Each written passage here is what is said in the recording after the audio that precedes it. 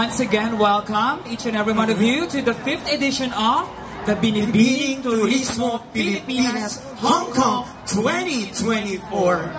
Ayan. And as we open the second part of our program, may we invite to give us a special message to join us here on stage, the flag chairman, Mr. Aldwin Cayosa Mas.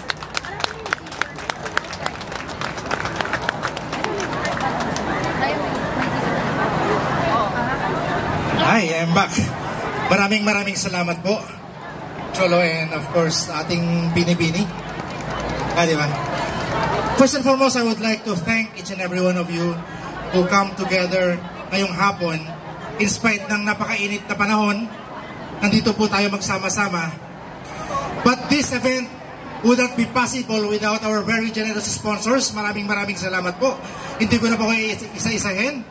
Of course, our Board of Judges, maraming salamat. Our 17 lovely candidates, maraming salamat sa inyo.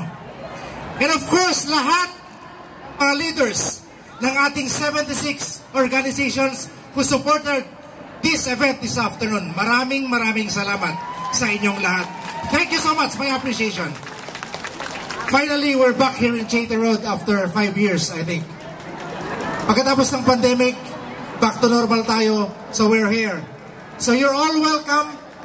Maraming salamat sa inyong pagdating and enjoy the afternoon. Maraming salamat po.